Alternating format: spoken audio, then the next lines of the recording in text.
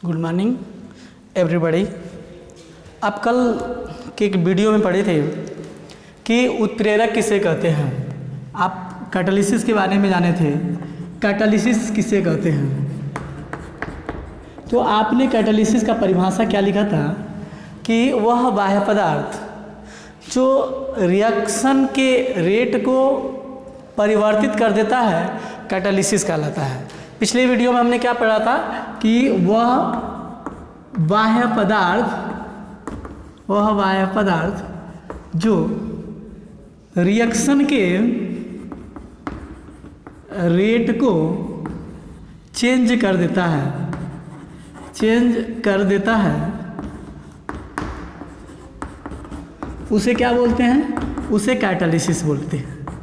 पिछले चैप्टर में पढ़ा था और कैटालिसिस के प्रकार पढ़ा था कि कैटालिसिस कितने प्रकार का होता है। पढ़े थे कैटालिसिस अगर हम उनके भौतिक अवस्था के आधार पर देखें तो दो प्रकार का होता है, एक समांग कैटालिसिस और एक विषमांग कैटालिसिस। कौन कौन? एक विषमांग कैटालिसिस और एक समांग कैटालिसिस। और देखे थे कि अगर कैटालिसिस की बात करें, कैटालिसिस जो है कि कैटालिसिस माने उत्प्रेरक, और देखे थे जो कैटालिसिस अगर क्रियाविधि के अनुसार देखें तो क्रियाविधि के अनुसार चार प्रकार का कैटालिसिस पाया गया था। पहला कैटालिसिस था कि पॉजिटिव कैटालिसिस, इसको धनात्मक उत्प्रेरक। दूसरा था आपका नेगेटिव कैटालिसिस था, और तीसरा था ऑटो कैटालिसिस, और चौथा हम लोगों ने पढ़ा था कि इंड्यूस्ड कैटालिसिस। इसको धनात्मक, इसको क्या बोलते हैं, ऋणात्मक उत्प्रेरक। ऑटो माने स्व व्युत्प्रेरक, और इंड्यूस्ड माने प्रेरित उत्प्रेरण। इतने प्रकार के उत्प्रेरण हमने पढ़ चुका है। आइए आज हम लोग एक चीज़ और बात करते हैं, उत्प्रेरक वर्धक की। किसकी बात करते हैं? उत्प्रेरक वर्धक की। इसको आप फिर से जाके वीडियो देख सकते हैं। आज हम लोग कैटालिटिक प्रोमोटर की बात करेंगे। उत्प्रेरक वर्धक क्या कहलाता है, कैटालिटिक प्रोमोटर क्या कहलाता है। वे पदार्थ जो स्वयं उत्प्रेरक नहीं होते हैं, किंतु इनकी उपस्थिति उत्प्रेरकीय सक्रियता में वृद्धि कर देती है, उत्प्रेरक वर्धक कहलाती हैं, कैटालिटिक प्रोमोटर कहलाती हैं।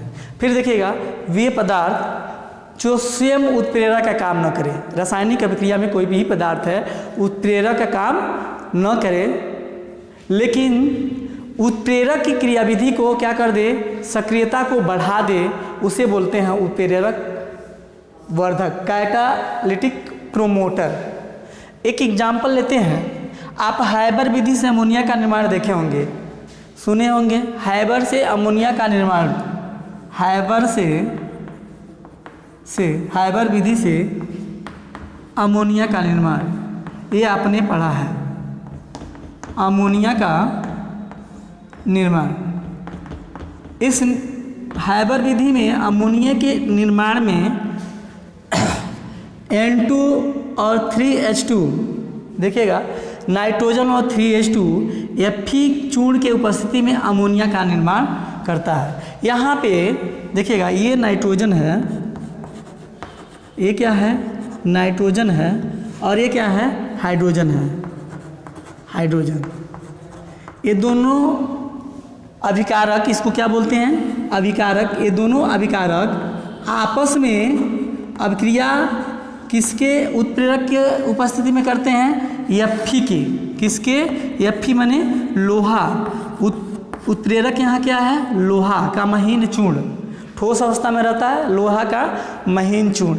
लेकिन अगर उसी में मॉलिब्डेनम रख दें, क्या रख दें, उसी में मॉलिब्डिनम रख दें तो मॉलिब्डिनियम क्या करता है, Fe के सक्रियता को बढ़ा देता है। यहाँ देखिएगा, यहाँ मॉलिब्डिनम ऐसा नहीं है, मॉलिब्डिनम वर्धक का काम करता है, ये कैटालिसिस नहीं है, क्या है, वर्धक है। यहाँ मॉलिब्डिनम Fe के सक्रियता को बढ़ा देता है।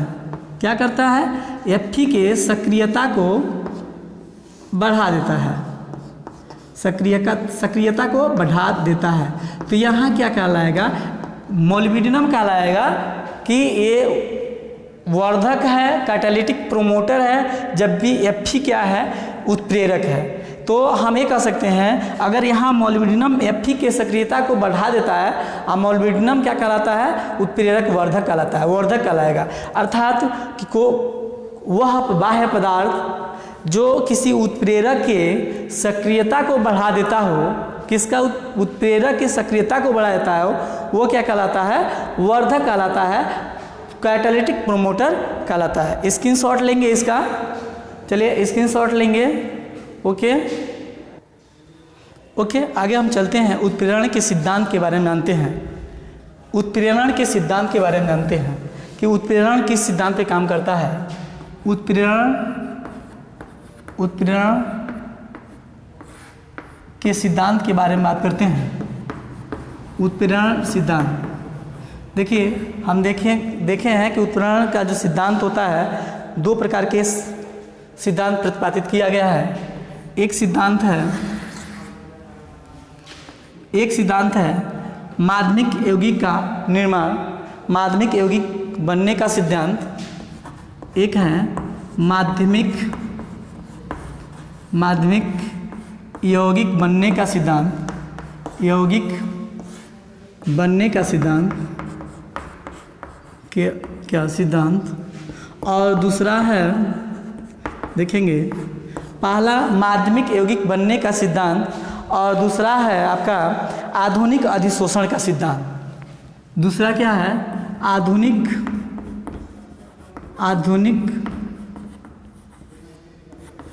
अधिशोषण का सिद्धांत, शोषण का सिद्धांत। दो प्रकार का सिद्धांत, उत्प्रेरण के सिद्धांत में दो प्रकार का सिद्धांत है। पहला है माध्यमिक यौगिक बनने का सिद्धांत और दूसरा है आधुनिक अधिशोषण का सिद्धांत। पहले सिद्धांत का जो दिए थे क्लीमेंट और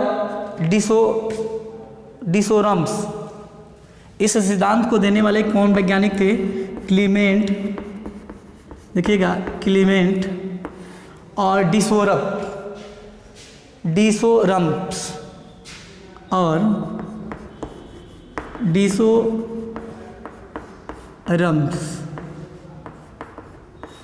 देखिएगा, माध्यमिक यौगिक बनने के सिद्धांत में क्या है, मान लीजिए कोई यौगिक क्या है, कोई ए रिएक्शन है, क्या है, कोई ए अभिकारक है। पहले क्या करता है, पहले ए और बी, सी एक उत्प्रेरक है, देखिएगा, ए अभिकारक है, ये क्या है, अभिकारक है, और सी की बात करें उत्प्रेरक है। उत्प्रेरक इंग्लिश में कैटालिसिस कहते हैं, इसको रिएक्टेंट कहते हैं, रिएक्टेंट, और ये क्या है, कैटालिसिस है।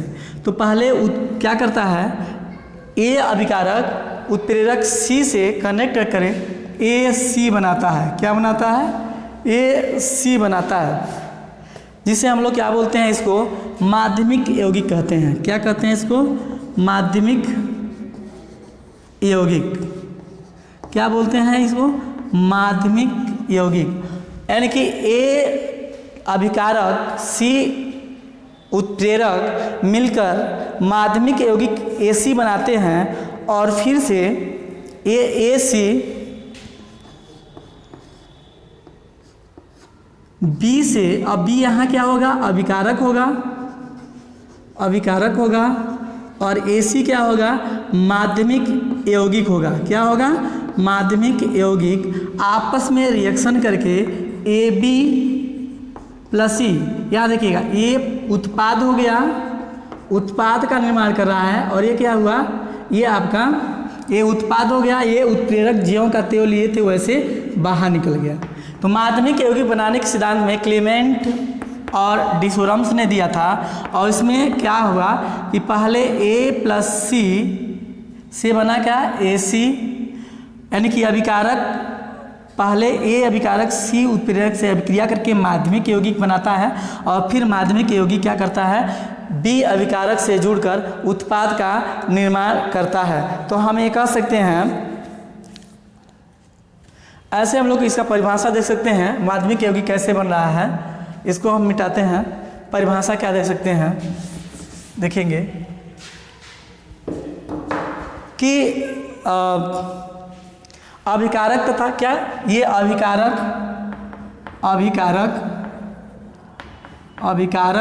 तथा उत्प्रेरक आपस में अभिक्रिया करके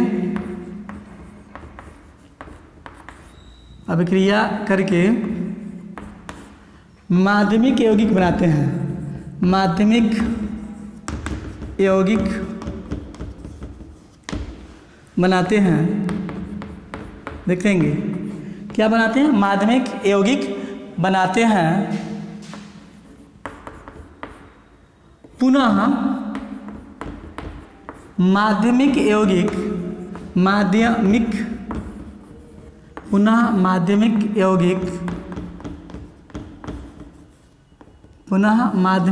यौगिक ये पुनः माध्यमिक यौगिक अभिकारक से अभिक्रिया करके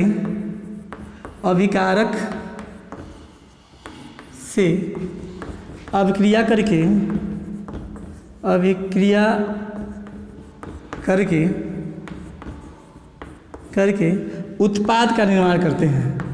उत्पाद का निर्माण करते हैं,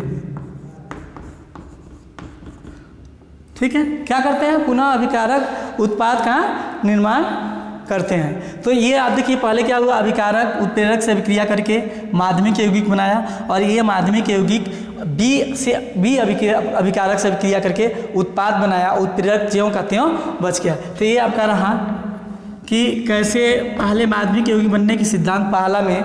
चलिए हम लोग दूसरा पढ़ते हैं। ओके, आप सभी स्क्रीनशॉट लेंगे इसका। ओके, हाँ स्क्रीनशॉट ले लिए। थोड़ा हम माध्यमिक यौगिक बनने के सिद्धांत की सीमाएं की बात करें, क्या क्या सीमाएं हैं। माध्यमिक यौगिक बनने के सिद्धांत की सीमाएं की बात करें तो जनरली देखा गया है कि अगर ये समांगी उत्प्रेरण की दशा में ही अभिक्रिया संपन्न होती है, ध्यान दीजिएगा, ये उत्प्रेरण क्या होता है, समांगी उत्प्रेरण होगा तभी उसी दशा में काम करेगा। यानी कि मध्यवर्ती उत्पाद केवल समांगी उत्प्रेरण की दशा में बनता है। क्या कर रहा, पहला क्या है, पहला मध्यवर्ती उत्पाद केवल समांगी उत्प्रेरण की दशा में ही बनता है। समांगी तो आप जानते हैं, समांगी किसे कहते हैं, यानी कि जिस अभिकारक, देखिएगा, अभिकारक और माध्यमिक उत्पाद की बात करें, माध्यमिक जो उत्पाद है दोनों क्या हो, या तो सॉलिड में हो तो ये भी सॉलिड में हो, अभिकारक लिक्विड में हो तो माध्यमिक यौगिक क्या हो, लिक्विड में हो, और गैस में हम अभिकारक हो तो माध्यमिक यौगिक भी क्या हो, गैस में हो। इसी को कहते हैं हम लोग समांगी। यानी कि अभिकारक और माध्यमिक यौगिक एक ही प्रवास्था में हो तभी जो है कि मध्यवर्ती उत्पाद का निर्माण होगा, ठीक है, अन्यथा मध्यवर्ती उत्पाद का निर्माण नहीं होगा। दूसरा क्या है, यह सिद्धांत उत्प्रेरक वर्धक, अभी पढ़े हैं, उत्प्रेरक विष माने ऐसा उत्प्रेरक जो रासायनिक अभिक्रिया की रेट ऑफ रिएक्शन को घटा दे, उसे कहते हैं उत्प्रेरक विष। और देखिए, सॉरी, उत्प्रेरक वर्धक किसे कहते हैं, जो उत्प्रेरक की क्रियाशीलता को बढ़ा दे, उत्प्रेरक वर्धक। और उत्प्रेरक विष किसे कहते हैं, जो उत्प्रेरक की सक्रियता को घटा दे, उत्प्रेरक की क्या करे, सक्रियता को घटा दे, उत्प्रेरक वर्धक किसे कहते हैं? जो किसी उत्प्रेरक के सक्रियता को बढ़ा दे उसे उत्प्रेरक वर्धक। उत्प्रेरक विष किसे कहते हैं? उत्प्रेरक की सक्रियता को घटा दे उसे बोलते हैं हम लोग उत्प्रेरक विष। तो देखिए यह सिद्धांत जो माध्यमिक यौगिक बनने की सिद्धांत थी, यह सिद्धांत उत्प्रेरक वर्धक, उत्प्रेरक विष, अत्यंत महीन पिसे हुए उत्प्रेरक की क्रियाविधि की व्याख्या नहीं कर सकता है। यही इसकी सीमा है। चलिए स्क्रीनशॉट लेंगे इसका, और आज बस इतना ही। ओके, अगले क्लास में हम लोग आगे चलेंगे। ओके, धन्यवाद।